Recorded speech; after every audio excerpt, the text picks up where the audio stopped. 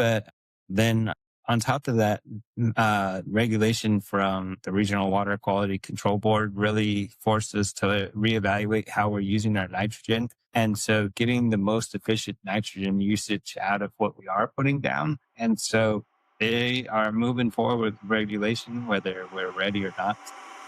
This is an episode you do not want to miss. Let's get started.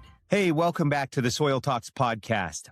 Today, we have Dr. Christopher Hite and Josue Diaz from Betteravia Farms and BoniPak Produce. Man, I tell you what, guys, thanks a lot for being here. I just want to go over a brief history of Betteravia Farms, BoniPak Produce to bring this all together and to make or let our audience hear kind of who we're talking to today and what's going on. So BoniPak Produce, Betteravia Farms, it was founded in 1932 by Milo Farini and Dominic Adirance.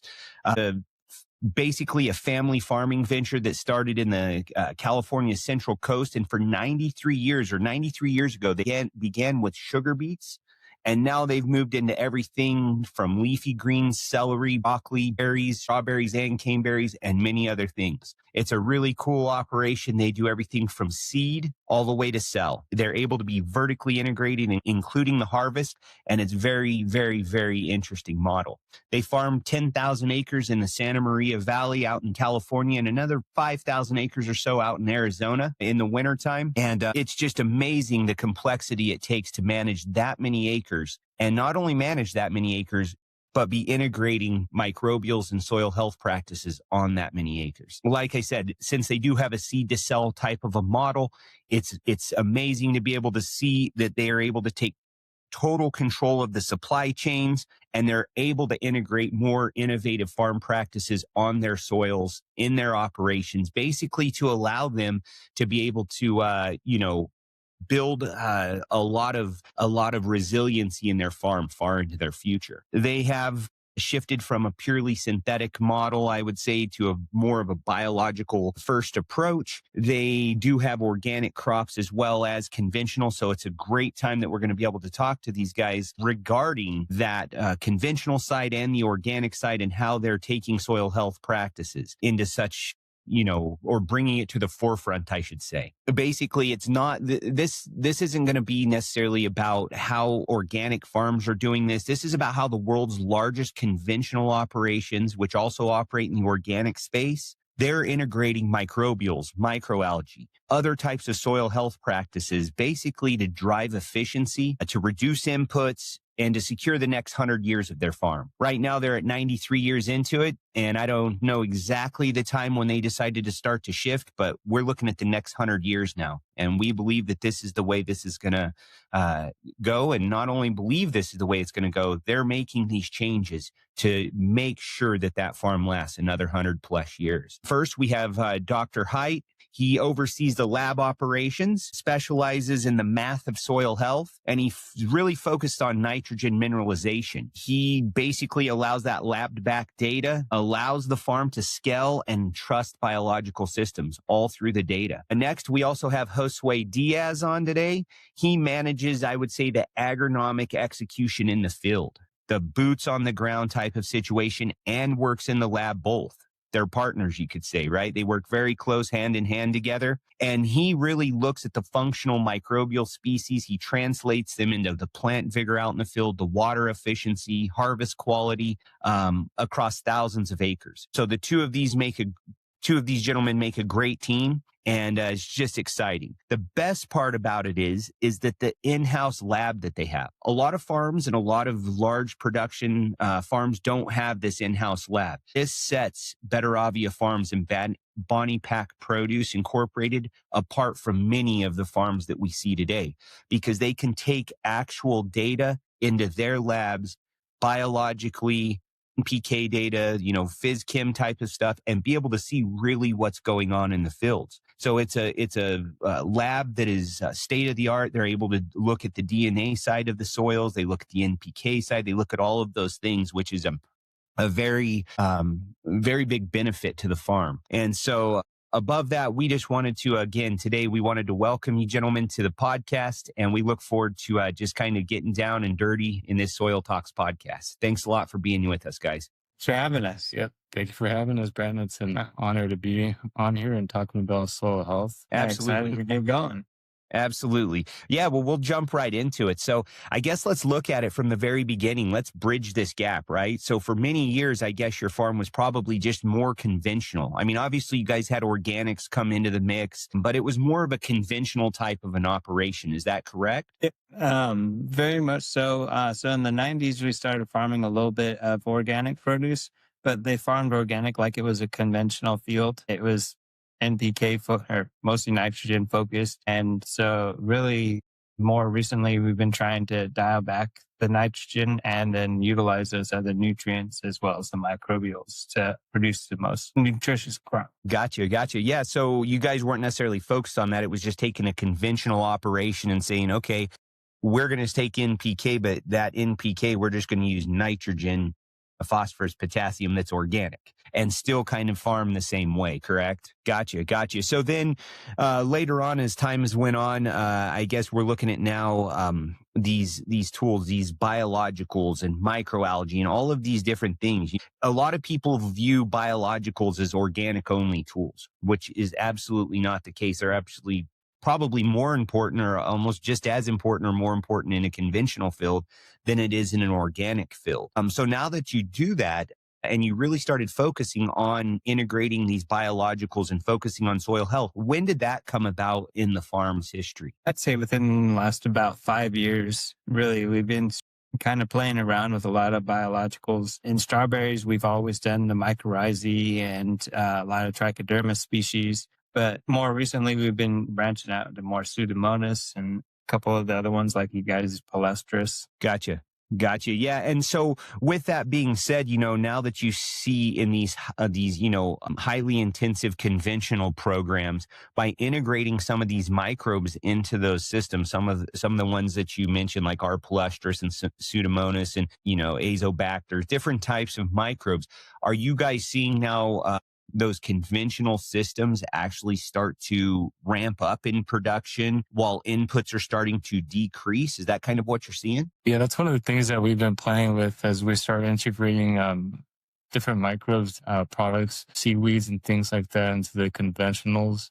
We've been playing with the timing, how close to the fertilizer application we want to go into. Are we seeing abiotic stresses out on the farm? So really just kind of trying to get a hold on it, understanding that certain biologicals have their space, they have their niche per se, and so that's kind of what we're focusing in right now currently. Gotcha. And it has been very interesting and eye-opening to see how these products work in conventional systems as well as in organic systems. That was definitely one of the things that we're afraid of starting. Was just worried about the biology being fried by some of the synthetics we were putting in. So it's been a learning curve, and we've had to hold the rest of our team's hand and just walk them through it, making sure, letting them know, okay, we're fine. We're very used to just putting NPK out there, so it's just all right. Let's work on reducing the NPK a little bit. Let's put out some microbes. Let's test it, making sure that the nitrogen that you need, the nutrients that you need are there when you need them. And yeah, kind of slowly start proving it to them. How far can we pull back without affecting yield? Yes. Absolutely, which is an important part, right? I mean, that's the thing is we don't want to necessarily affect yield, but you also want to be so efficient where you're kind of walking that tightrope of being able to be like, okay, you know what? We see that we can pull back this much without affecting yield, without affecting those things, but we're still getting the quality, the yield. We're still getting all of those different benefits. But the better thing is these inputs that we're putting in now, products, obviously, or different things that we're integrating into the system are also building soil health, right? So it's more of kind of an investment into the farm versus just we're going to buy NPK fertilizer on the conventional side, or I guess on the organic side, right? Yes, it's better for the soils, but we're going to buy it, we're going to use it, and then we're going to buy it again next year. So that resilience you guys are building in. That's great. Yeah. And I'll kind of get into it, like I guess it's been now a little bit over a year since we spoke for the very first time, Rocky Mountain BioAg and Betteravia Farms, regarding the integration of biology into what you guys were doing. We were working with you guys on some, I guess you could say, some projects, or a project of like some of the biology that we had that we were trying to integrate into the farms. You guys reached out to us, and then we were excited to talk with you guys about it, because this is kind of really, at the end of the day, the reality is this is what we're very, very passionate about, you could say. And so with that being said, it was exciting to be able to say, okay, well, you know what? This is what we've learned since 2008. Any way we can help you, we're more than happy to. And so with that kind of, I don't want to say it's a partnership. It's more so just a friendship at the end of the day. That's the reality of it, that, we're passionate about it. We wanted to say any of the expertise that we've gained over all of those years that we could share it with you. Would you say that some of the stuff that we worked on together potentially did help out? Obviously with the integration of it, when to put it in, those types of things throughout the process. I'd say definitely dialing in the application timing has been key. We know when we put the product up front in the strawberries, it definitely established better. It was a little bit bigger than our control block. It definitely is key. And then how frequently those follow-up applications need to be to keep that biology there. Yeah, which makes exact sense. Absolutely. You have to get those colonies established up front, and then not only established, right, but then keep those colonies pumping throughout the whole life cycle of that strawberry plant or berries or whatever you guys are, working on at the time. So I guess with that being said, why now? Why did you guys decide, say, 5 years ago to say, you know what, this is the way we were going. We have to change something, or we want to add something more? Why was it the now? Was it market pressure, soil fatigue, the need for long-term sustainability? Like, what was the aha moment that you guys were like, you know what, we're going to start playing with this. We're going to figure it out. And like, now that you're 5 years into it, kind of, if you could, just why? Soil fatigue is definitely one that is prevalent. We have been farming a lot of these soils for almost 100 years. But then on top of that, regulation from the Regional Water Quality Control Board really forced us to reevaluate how we're using our nitrogen. And so getting the most efficient nitrogen usage out of what we are putting down. And so they are moving forward with regulation, whether we're ready or not. Now's the time to figure it out before there's consequences, or steeper consequences. So we begin to lose our tools a little bit. I think also on the other side of it is the disease and disease pressures, and things we're seeing here on the farm. We had problems with Fusarium. Fusarium is really tough to knock down. So we started really looking at it. Okay, we got to do things differently, and where can we start? And that's when we really started looking at the biology, biologicals and seaweeds, different things that we could input into the farm to help alleviate some of the stressors we were having. So just compilation of different challenges, different pressures. Eventually the biologist said, it's time to try something new. Yeah, so that was the why. And a lot of times that's what we see as well. We see pressures from the outside, things happening at farms that or production, conventional guys, organic guys, where it's just not working anymore, where you're starting to see the pressure. Like you mentioned, it might be the nitrogen, right? Like they're like, hey guys, you guys are going to be stopping using all this nitrogen on your fields. So what do? You have to come out and obviously, soil microbes, the life of the soil, you're able to fix nitrogen from the atmosphere. Since World War II, we've always bought nitrogen, right? And that's the thing, is we've purchased it from obviously suppliers of nitrogen. The reality is the atmosphere is 76% nitrogen. So at the end of the day, if we can gather as much as that as we can from nitrogen fixing bacteria, we kind of have basically, little bankers in the soil just taking in that nitrogen from the atmosphere. It's the way it normally should be, right? Our bankers aren't writing the checks out. We're taking checks in, and that's the easiest way I can put it.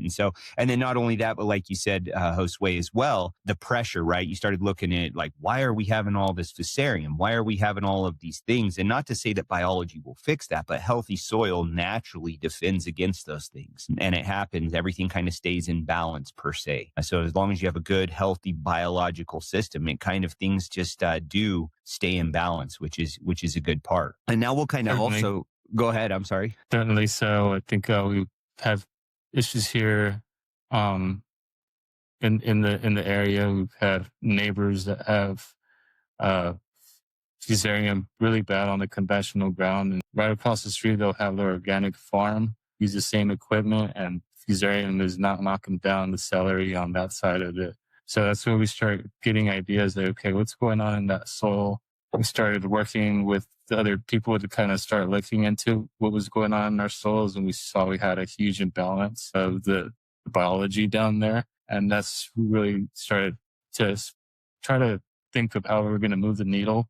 For us, it would be nice to do compost, but we're a little bit limited because we do grow leafy greens. So the food safety side of it there, a bit of a restriction for us. So it's like, okay, we can't do compost. What else can we do? And some of these biological inputs are the way we are finding successes in getting that nutrient cycling going, and also just other benefits that we're seeing in the soil. Yeah, no, that's great. And that's kind of what it's all based on, right? Like that's what we want. We want to see that. And I know what you mean. Going back, so you guys are starting to see, we'll go back first to the nitrogen regulation. Then I want to go back to the composting, what you mentioned. So you guys are starting to see lobbyists or these rules changing, right? Nitrogen showing up in the watersheds.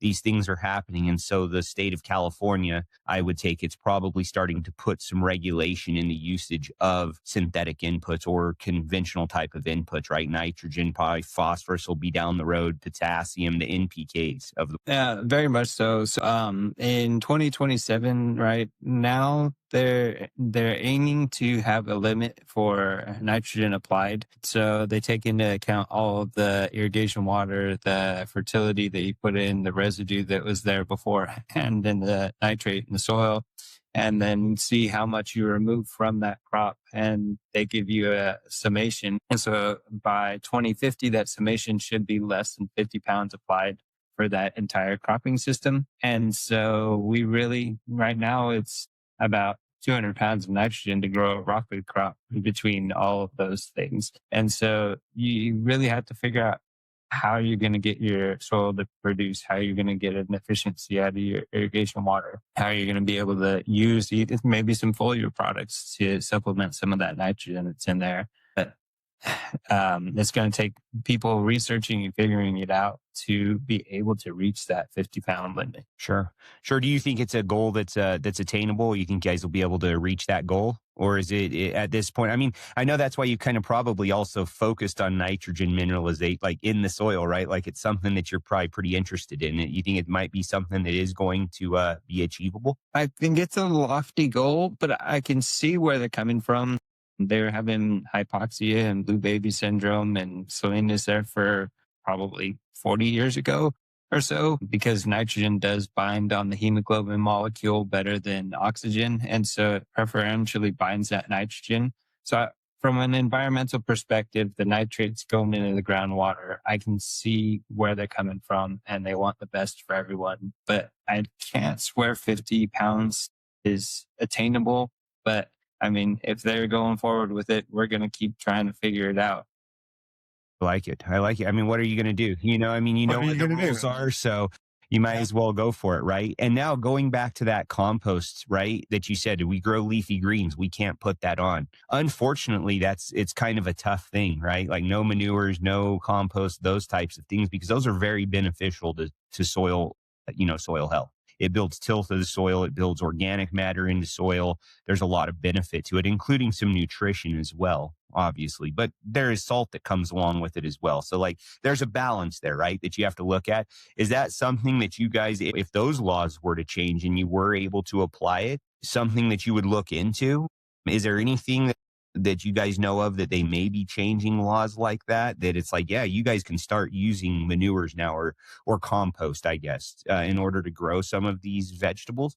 From a manure standpoint, we don't utilize, but we do use green waste compost from vegetable production. So every chance I get in the strawberries when we bed up, especially in the organics, I throw about 5 to 10 tons of compost in there. And so I know it won't be leafy greens for more than a year if it's in the strawberry production. And so that kind of is our way out of having to follow that restriction. So we do utilize it when we can. Manures, on the other hand, I can't swear that will be something we utilize just because of the food safety aspect of it. Yeah, understandable. I mean, that's kind of what happened to some of the melon growers out here where we're at. A while back, they got pretty well taken out from it, with E. coli and some issues that they were putting it, in their fields. And there were some major issues that came out of it, unfortunately, and it put some very good melon growers on the tightrope per se, I mean, like in bad situations. I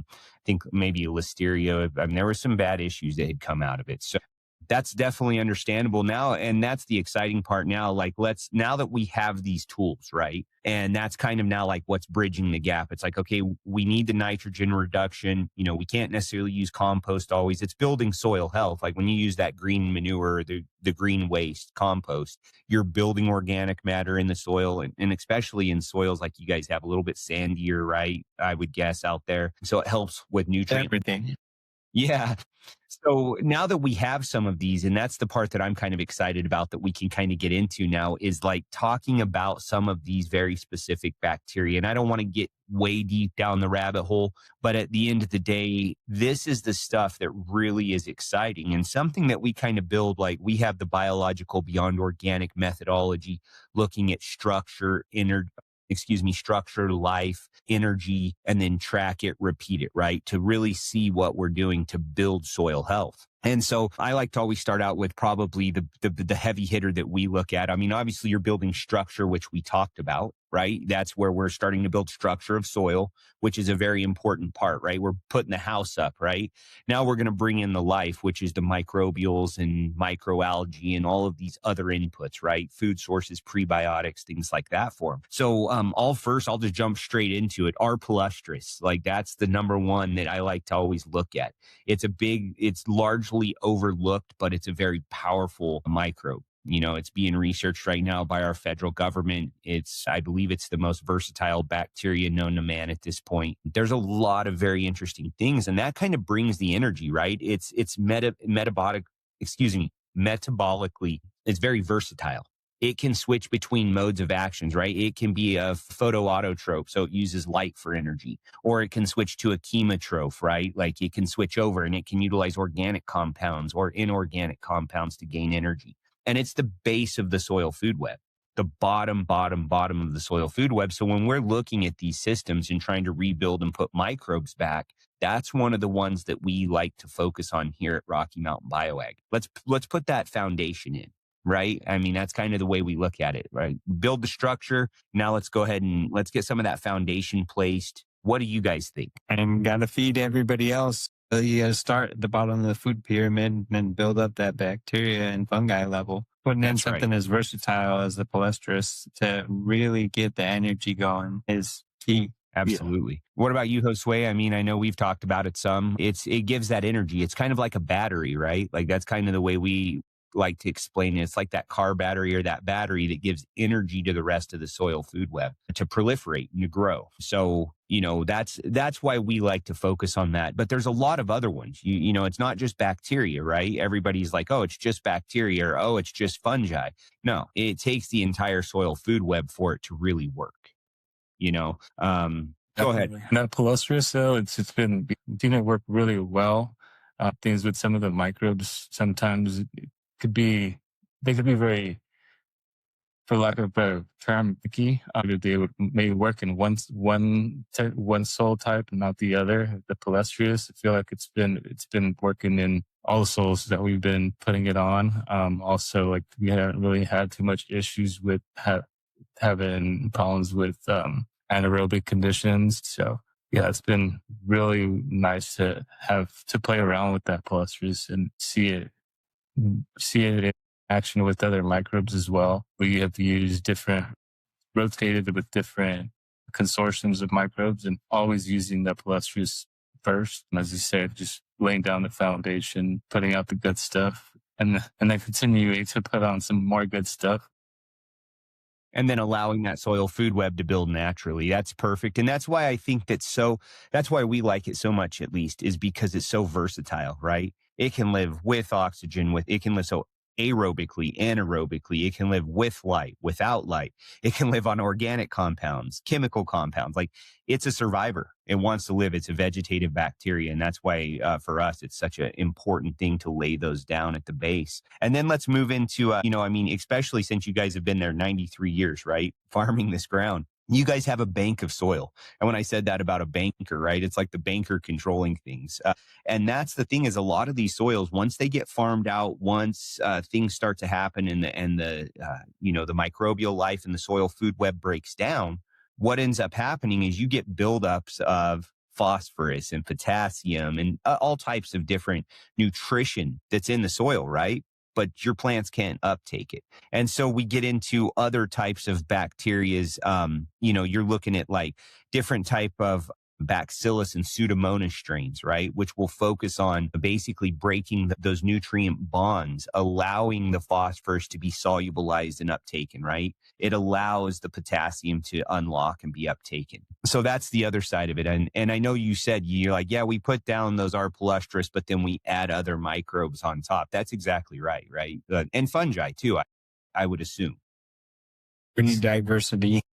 Yeah, that's the goal, is bringing that diversity. Yeah. According to the problem or the situation at hand, I'd say like when we do our caneberries, when we mow them down, there's certain microbes that we can put out there and help break up that organic matter a little faster, bring that all back into the soil again. Absolutely. Absolutely. And then that's kind of where we get into it, right? We have phosphorus, potassium, like we're looking at that. But then we also have this other group like azobacters and Bacillus subtilis and things like that also fix nitrogen, right? And our palustris will do all of these things. That's what's kind of crazy. But the reality is at the top of the food web, or I don't want to say the top, but you look at this other one and you're like, okay, I need to also find microbes that will utilize organic matter. Like you said, break down organic matter, take that into nitrogen, fixing nitrogen from the atmosphere, cycling nitrogen in the soils, making it plant available, those types of things. So that's like another kind of group of microbes that you want to focus on when you're building soil health. And when you said that, you said it perfect, Dr. Height, is at the end of the day, it's diversity. Period. It doesn't matter. You don't just want one microbe out there. You don't want two. You want as much diversity as possible, because you never know what that ecology of the soil is going to happen, right? You mentioned that you guys are going to be getting, I think, a couple inches of rain. Well, that's going to change the soil ecology. You know what I mean? Just that rain is going to change things. So you have to have an army, and a well-equipped army in your soil. I think that's the easiest way to put it, right? Somebody that's, you have air defense, you have ground or land, you have the Navy out, you have them all out there, right? Willing to be able to take on whatever's going to happen in that soil, and allowing those microbes to be able to proliferate and do what they do best. So I think that's the easiest way to put it. So that diversity is important. And that's what's exciting about this, the nitrogen use efficiencies, things like that come from having these diverse microbial communities. So since you're focusing on nitrogen, it's a great thing to be able to see. It's like, yeah, you know what, we are focused on this, and we know that we can be more efficient at using nitrogen and fixing nitrogen from the atmosphere. So that's what's going to basically get you closer and closer to these reductions of inputs, is having this healthy living soil that allows, less and less inputs, more resiliency in crops as it goes through times of very hot weather, I would guess, correct? Cooler weather, like these fluctuations. We have 2 inches of rain, no rain. Like, it's the resilience that's happening in the crops. Is that kind of right? Oh, that's exactly it. You got to be ready. You got to allow those crops to be ready for any situation that arises, whether it be frost, whether it be 90 degrees or 100 degrees, 3 inches of rain all at one time. And people still need to eat. So you still got to be able to produce that crop and get it out of there. Absolutely. Absolutely. And so are you guys seeing, by using these microbes and these inputs, these soil health inputs, are you guys actually seeing increases in yields while lowering then your inputs, meaning nitrogen, phosphorus? Like, so are you guys lowering those, walking that tightrope, saying, yep, we still are getting the production, and just integrating the microbes in now and the soil health practices? Is that kind of what's happening? That's exactly it. Is we're leaning back away from the synthetic applications of nutrients and trying to allow what's already out there to be taken up by the plant. Leaning less off of nitrogen, maybe apply phosphorus or potassium as a synthetic and get that better uptake of the nitrogen that's already out there that's being fixed by those microbes. It took a long time to get there, though. Let's say we're adding in these microbes. Sometimes we do this silently. And then we go tell the best of the team, like, all right, this is what we did. Your plant looks great here. Would you agree? Look at the roots. Everything looks good. Everything checked out. We used our capabilities here, our soil testing, tissue testing, and walked it that way because it was very tough to come in with the concepts like, hey, we're going to put in these microbes, going to reduce your nitrogen 20%. Yeah. That conversation would have gone different direction. Slowly backing off 5%, 10%. Then also just using the data that we have to figure out how much nitrogen we need to be applying and at what time has been nice and helpful to get us where we're at. Man, and the reassurance that everything's going to be okay has been the biggest one. Is here's the data that shows we're okay. Yeah. Don't freak out.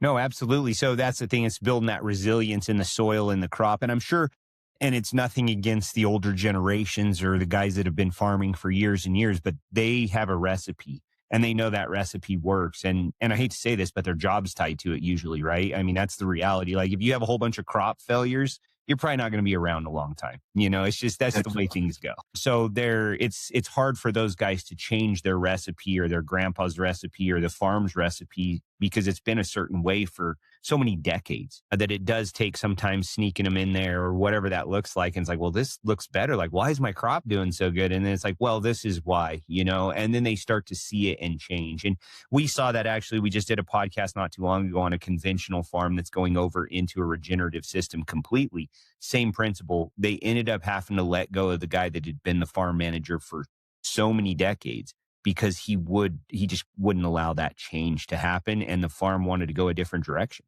And so that's what ended up having to happen. So on a farm your size, 10,000 acres, you guys have a little bit of ability to, I guess you could say, do some testing, right? To check it, to see what's working, what's not. So pack out, so yields are staying better or increasing yields. Pack out quality is good or better than it was before. That's perfect. That's what soil health does. And that's what we were hoping for the whole times. Hey, well, so far you guys look like geniuses, right? Like that's what it is. And it's nice having those 10,000 acres because we are going to have at least some areas we're going to have problems with. And that's where we started at. Okay, nothing grows here. What can we do to move the needle a little bit, change things a little bit? And that's what really started opening people's eyes. Get some good quality out of this ground that we usually can't get too much out of. Yeah, no, that's perfect. Yeah, you guys are going to your marginal ground and really trying to focus on that to increase production. Like that's where the money's made, right? Marginal ground, if you can get that to produce, that's good for farms. Yeah, anybody can make good ground produce. It's where's the spot where it's like, it's okay, but it's not great, but you can still get a crop out of it. Okay, that's where we want to focus. Absolutely. Yeah, absolutely. What about I know I've talked to you guys about this in the past, microalgae. Have you guys done much research on it?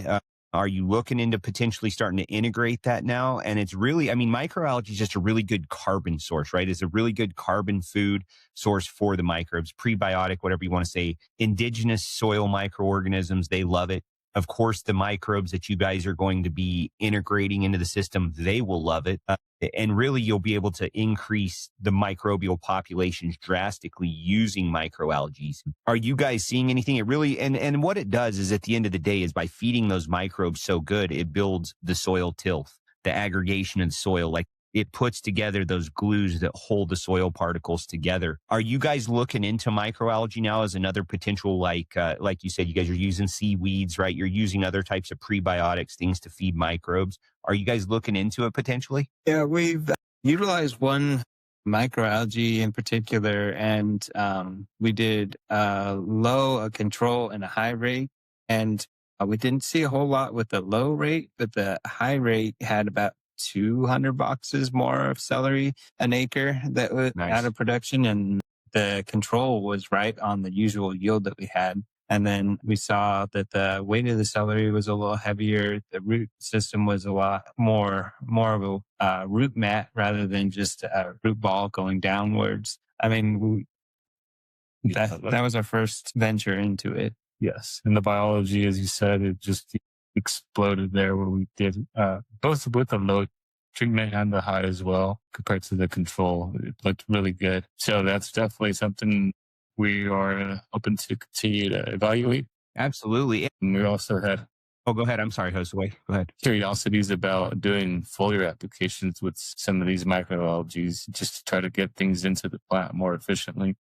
Sure. Absolutely. And that's the exciting part, I think, about it is at the end of the day, even these microbial inputs, right? It's still, if you can use less of them and get better results, like that's kind of the goal at the end of the day is to become more and more and step closer and closer to regenerative, which is hard to do without cattle and things like that in systems. Like, let's be honest. But the inputs, if you can now say, okay, well, we can integrate this microalgae and add a little bit of microbes to this, you start cutting down then on the amounts of microbes you're having to put in because you're naturally growing those indigenous microorganisms in the soil, right? The ones that are already there that are there, haven't gone anywhere from last year. They just need that food source for them to really explode in population. It's a good thing, I feel like. And that's really playing with the application rates of some of these products too. It's like you can do a heavy dose at the beginning and then have supplemental doses in between. So you can really back off and just make sure that you have that biology circulating in the system. I like that. Yeah, because everybody wants to tell you to put 5 gallons of the acre out, right? Or more. Every week, every week, once a week, and that makes it really tough. Yeah. Like, it's good for their bottom line, not necessarily for the farm's bottom line. Like, let's just be honest with it.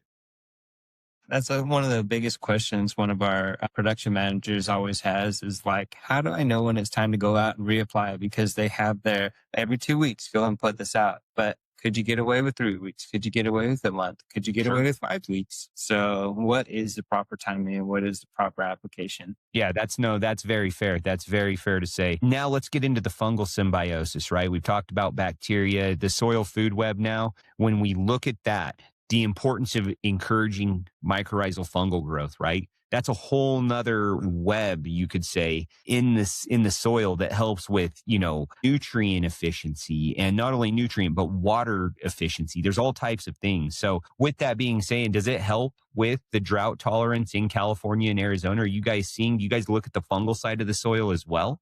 We are utilizing a mycorrhizae, a couple different formulations of that. And we do have a product that we've been checking that gives you total biomass of microbials that are out there. And then it'll give you the ratio of fungal to bacterial spores. And so that we are definitely interested in that. So I don't know if we'll be able to ever use it on Nebraska crop because they do have heavy defenses to try and keep other microbes away from them. Strawberry, blackberry, blueberry, raspberry, those were definitely utilizing them. Yeah, and on the caneberry side, I'd say with that product that we have to check the fungal to bacteria ratios, we've kind of started to look into what those ratios look like during that crops cycle, being that it is a perennial. We want some more fungal activity going on there. Sure. So, because it always shouldn't be a 1-to-1 or whatever. I mean, sometimes that ratio should flip, right? And when that ratio flips, like you said, it's perennial. You want it to change a little bit. It's a little bit different. And you might want the fungal to bacterial ratio to be a little bit different.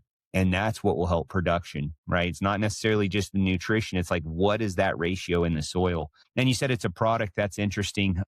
So through testing, through those things, that's what you guys are being able to really hone in and see now some of these numbers, which again, the benefits of having a lab and the relationships with other labs and really looking at the DNA of the soil, right? Like, I think that's an important aspect of this, even that snapshot. Just recently, we actually started a website called mysoildna.com for that exact reason. Because people need to know what the DNA of the soil is. It's getting to that point, right? Just like humans needed to know the DNA of their human body, it's no different in the soil. And it tells you a lot about your human body. It tells you a lot about the soil as well. So that's interesting. There's a whole lot going on. There's a whole lot going on down there. We understand that. It's like the biology down there is tough to move it, shift it in certain directions. So it is sometimes with these the biological inputs. When you're going in with, even at the high CFU count, it's going to be tough to to move what's already in your rhizosphere. Sure. Yeah. Because they have that symbiotic relationship, right, with the plant. And they're like, wait, I don't want to change, man. Like, this plant's giving me what I need through exudates.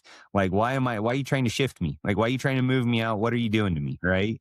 So I understand that for sure. And it's an interesting concept to really look into. I think we're just scratching the surface of it. We're seeing snapshots, we're seeing those things, but as we dive deeper into it, it's going to be interesting. So go ahead and move on to the next portion of this. And we kind of talked about it, the efficiency gains. So you guys, as we talked earlier, you're feeling more and more comfortable with reducing inputs, right? Nitrogen, some of these other inputs by having these biological systems in place in the soil. With that being, I guess, said, you guys are starting to see or raise your safety margins, right? Like you said, like 5% reduction in nitrogen, now 10%. Now let's go 15%, 20%. So you guys are really starting to hone in, I would say, on the actual amounts of nutrition needing to be put in order to get certain results back. Is that fair to say? It's always a learning curve and every variety is different. But yeah, I think we're farther along than we were 5 years ago, for sure. Perfect. That's perfect. That's what you're wanting to see. You got to take small daily steps to get there, right? And you guys will. I mean, obviously 5 years ago, there's a lot of information that's been learned in that amount of time. And that's a wonderful thing. What about water management? So now we looked at the nutritional side of things. I know water is just as important. I mean, now you guys are getting a few inches of rain. Like us out here, our mountains are dry right now out here in Colorado, or at least the ones that are near us in the San Juan Mountains. We have very little snow. It's hot or warm here for us at this time of year. You look at like Lake Powell, you look at some of those things, like there's not much water, but there's a lot of water in there, but it doesn't seem like there's going to be a lot going or flowing into there this year. Water management is really important in any system. Like, are you guys seeing by integrating these microbes and, these fungals and things like that, fungi back into the soil, building soil health, are you seeing help, on that? Are you seeing that your guys is like in between waterings, you might be able to lay off on the waterings a little bit or anything like that? That's actually the next year's strategy is we're going to start dialing the water use efficiency in. It's always been up to the irrigator to just, when when your soil needs that. And they've been doing it for 10, 20 years. And so they know when their soil needs water. But now we're going to start getting into more of the metrics of what does the pro say? What soil type are you in? What is your volumetric water capacity? How much can that plant pull off? Can you wait another day? So that's really this next year's goal, I guess. No, that's great. That's exciting. Yeah, I'd say that the biologicals have certainly helped with some of the resiliency and drought situations that we've seen. It's been great to see in pots as well. We've seen that it does hold the moisture a little. It's kind of weird. It's like holds the moisture, but not too much moisture. It's just the perfect amount there when you do have biologicals in a pot, the substrates when they're tried it there on cocoa. Man, that's perfect. Yeah. And that's what they do, right? They're like little managers. Like I said, when I said they're bankers, they know what they need, right? They hold the water, they release the water, they know. So that's great to see. And then not only that, but where you guys are at, even sometimes I talked to you a while back, I said, it's 80 degrees here. And I'm thinking 80 degrees December, like what is going on, right? Maybe it's not too crazy, but the reality is as you go through those spikes and as climates change, things start to act a little bit different. At the end of the day, that's the resilience you have to have built in those crops, or they're gonna, they'll suffer. Yields go down. There's issues that start to happen. As you get your water reduction, salinity tends to go up. So you got to be able to deal with that excess sodium or sulfate that's hanging around. And so you may get an extra day or two before you have to leach out all of those salts. So stress management. Yeah. We're all stressed, right? So all it is I need different microbes, right? Going out there and hanging out with the plants, giving them the zen. Yeah. Yeah. I mean, it's funny when we say that soil talks, like it's no joke, right? The soil talks and the plants will tell you exactly what's going on. And if you just pay attention to it, you can learn a lot just from being in the field, walking the fields. Beyonce's dad always used to tell me that the plants talk to him. And it's like, well, what are they telling you? How do you is this a new language? Yeah, it's like, teach me how to talk to them. And now it's like, okay, I see what you're talking about when they talk to you. So it took a little bit of time developing the dialect, but I think getting closer. That's good. That'll be the next book, right? Yeah, exactly. There you go.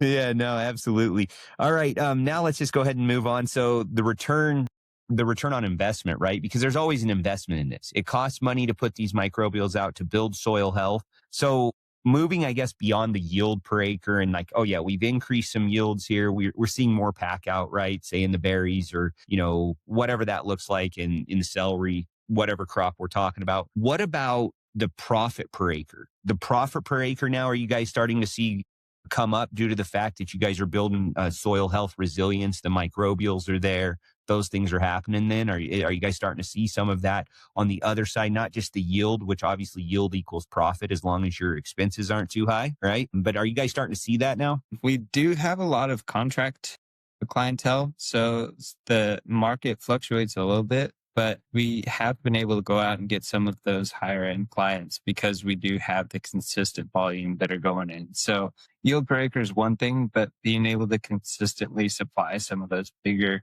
consumers, that has been one of the bigger things that we've been able to achieve in the past few years. Nice. Which is equals profit, right? And that's the good thing. At the end of the day, that's the reality. Longevity. Yeah. Of the farm, right? When I said that, let's look at the next 100 years of the farm. Like that's what it's going to take. It's going to take people that are more innovative, people that are changing what they're doing to continuously move forward. That's great to hear, and that's what a lot of people at the end of the day, they're scared of when they go to get into these systems and to do these things. They just look at it like, man, it's not going to work this way. It's great to hear that it's working that way for you guys. If you could just talk to me a little bit about how these strategies translate from strictly regulated organic blocks to highly intensity, conventional blocks. And when I say that, you guys are seeing success in both worlds, obviously. Are you seeing success more in organic, conventional, the same? Like, what are we seeing? I'll say a little bit of both. Utilizing some of the microbials in the conventional where nitrogen has been consistently overapplied, it's been a reassurance that you can back off on that nitrogen and not have that much of a problem. But on the other side, in the organics, it's helped with more of the nutrient cycling. And so being able to unlock some of those things that are in an organic form and mineralize them into an inorganic form that the plant can uptake, that has really helped our organic production. So two different reasons why the microbes have helped, but they've helped both sides of the production curves. Perfect. That's great. And that's what we see. A lot of people, like I said earlier on in this, everybody believes it's just for organic growers. And actually, the reality of the matter is the guys that are conventional, they have their hands tied tighter and their feet strapped tighter, and that's the thing is really, if the conventional guys would look at it, it's like the organic guys already kind of get it and they understand soil health a little bit. The conventional guys, if you integrate these things in, I feel like those gains are going to be a lot bigger in those conventional systems versus the organic. So it's great to see that you guys are seeing it in both sides still. That is. Now we'll get into, we've been through all this. We've integrated it. It's 5 years now into the process, right? That's where we're at. Or close to 5 years that you guys have been integrating soil health, microbiology, all of these different things into the system. Now let's look at the next 3, 5, and 10 years. So the 3-year, I'll go first with the 3-year refinement, right? Fine tuning the microbial recipe based on real-time soil data, right? Is that kind of what we're looking at over these next 3 years, would you say? Or kind of give me your take on the next 3 years of what you guys are going to try to do. Say that's exactly what we'd be trying to do, is dial in the when, the where, the how much, and then explain back the why to everybody else. Yeah. Another thing, we just talked about the return on investment. I think one of the hidden gains that we see here is less sprays, less applications, ideally. So I think this coming year is also something that we want to look into, is just that crop health, the soil health and the crop health, how these biologicals and these inputs are helping us just get a more robust crop. I think that's...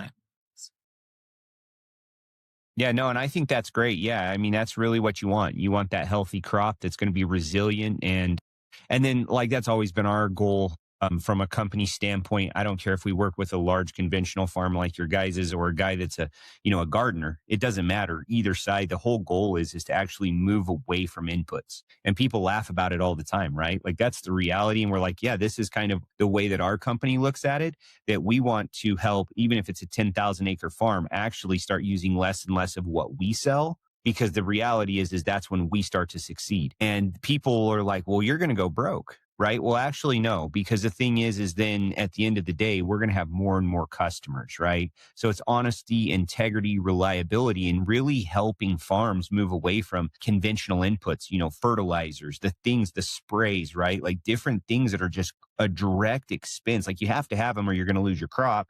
But if we can build the resiliency at the end of the day, what happens is the money starts to be funneled back into the proper people's pocket, which are the farms. That's my take on it versus our company or any other big distributor of chemicals or whatever that looks like out there.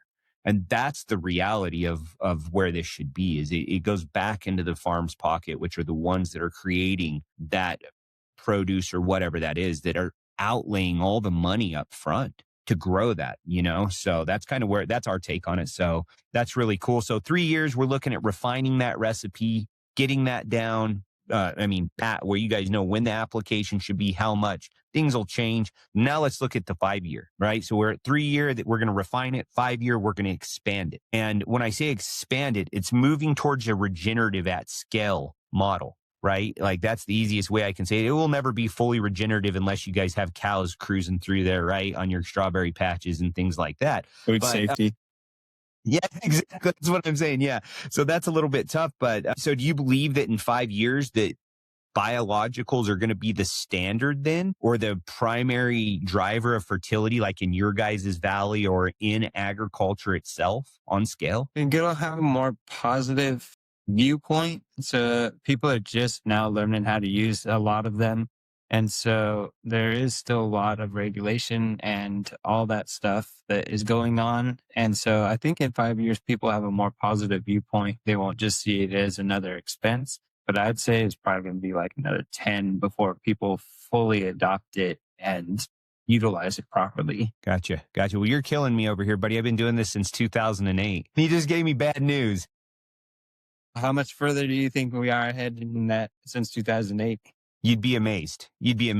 For in 2008, when we started, we were out educating people and everybody thought we were literally just absolutely insane. I'll just be honest with you about what we were talking about, quorum sensing, some of the things that were happening in the soil with the microbial communities and the fungi talking to each other, warning crops whenever there's issues. Like we were talking about all those things back then when we started. And we saw the shift starting to happen 5 years ago, 7 years ago, where people really started to reach out to us and say, hey, we want to do this, but we don't know how. Or can you help us? Can you, consult us on where we should integrate these things into our systems? Whereas back then we were going out to farms saying, hey, we have the stuff that's going to be the future 17 years later, right? What they believed. And can we please integrate this into your systems to show you how to save money? Now the roles are starting to change. So I agree, in the next 10 years, it's going to be the gold standard. Like I really believe, if you ask me, that you're not going to see the fertilizers anymore. If you are, it will be all regulated, right? Like you're going to have to prove you need nitrogen or phosphorus or those things because they're in the soil. So that conventional system is going to change. I think what might be needed though is some more transparency in the industry. I think that's why it's been great working with you guys and having that, building that connection, building that relationship where we can call and say, hey, we have this issue. Do you think it'll work here? Or what do you think about this?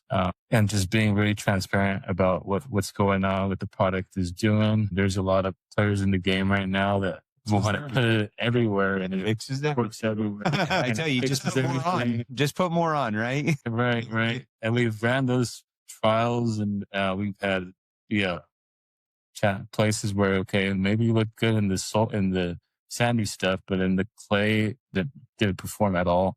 It's still with that same argument. It would have worked if you would have put more on, or the timing was off, or whatever. But it's I think it's like, all right, didn't work. What else can we do?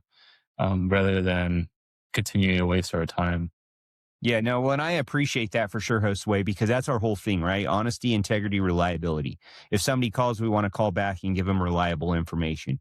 We want to have integrity that we're not going to, lead you down a path that's going to cost you money. And then the honesty about it. If it's going to help you, we'll tell you. If it's going to, we believe, hurt, we'll be honest with you. You have to make your own decisions. And we see that a lot. We had that regenerative farm contact us this year and say, hey, what can I put down to help my soil right now? I'm like, well, you have cattle on your guys, all your grassland, all your fields right now.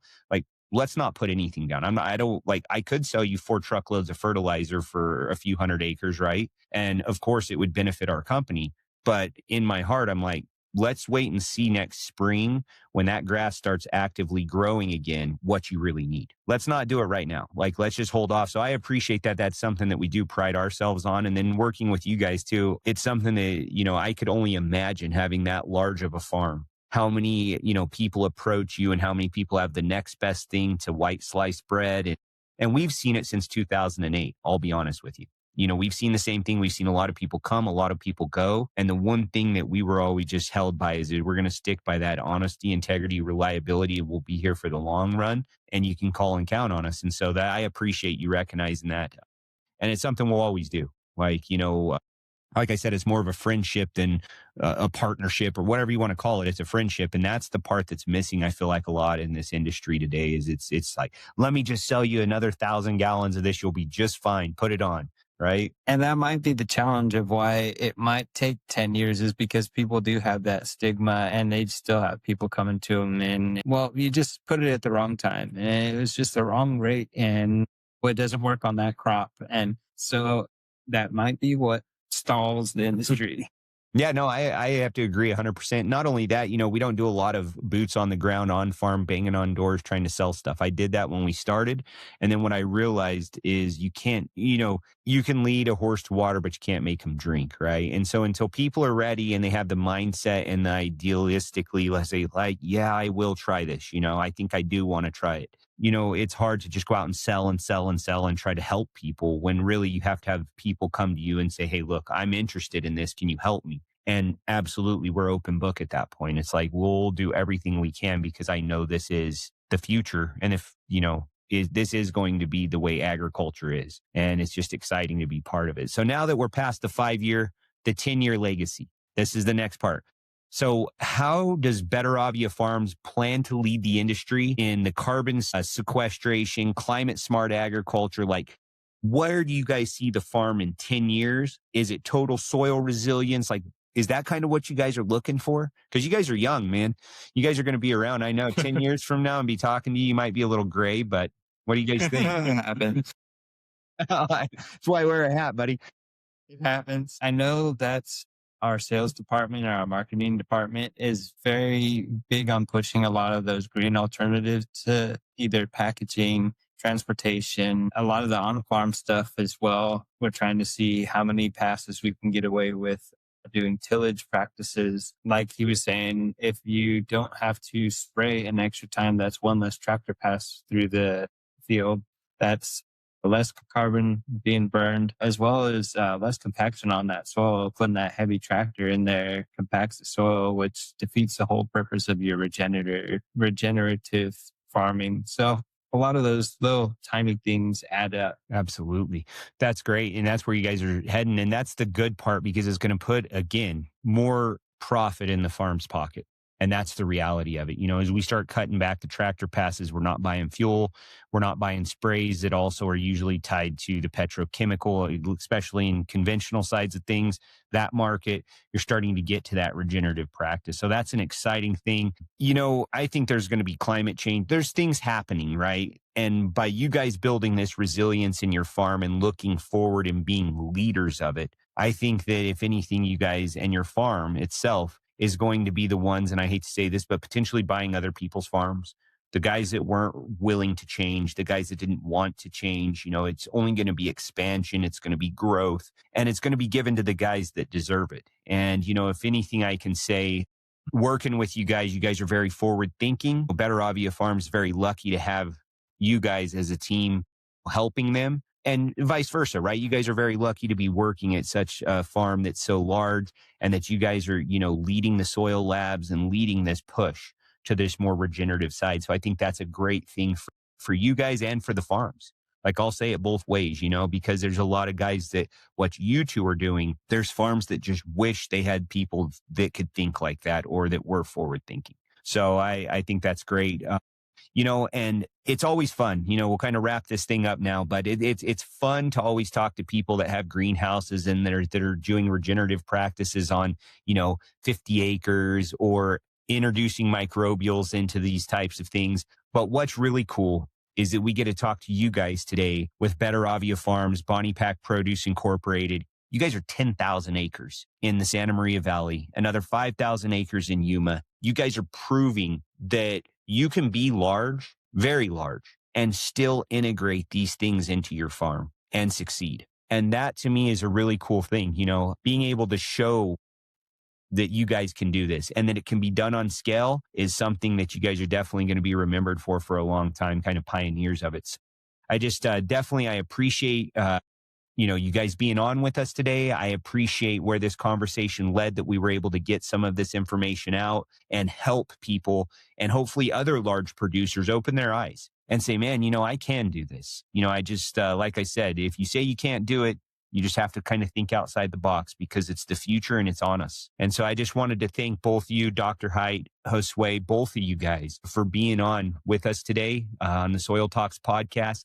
We're excited now to be able to, talk to you guys again in the future as well, and see okay, now, it's another year down the road. Where are we at? Or maybe sooner than that. So thank you guys for being on today. Definitely appreciate it. Thanks for having us. Thank you for having us, Brandon. Much appreciated. It's been a great talk. We look forward to continuing to working together.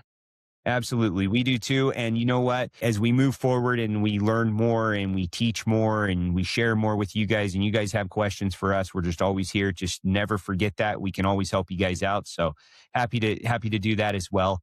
And as we move forward, just if you would like the channel, subscribe to the podcast. We're going to be having more people on, more farms on, more industry leaders on that's talking about soil health, microbials, all the things that really matter today to farms and really to humanity at the end of the day. So please follow us, take a look at it. Again, we definitely appreciate it. If you do have questions, you can always find us, RockyMountainBioAg.com. These guys, they're at Betteravia Farms, BoniPak. They're busy. They're in the lab, so I doubt you're going to get in touch with them. But definitely thank you guys again. Appreciate it. You guys have a great day, and have a Merry Christmas. Take care.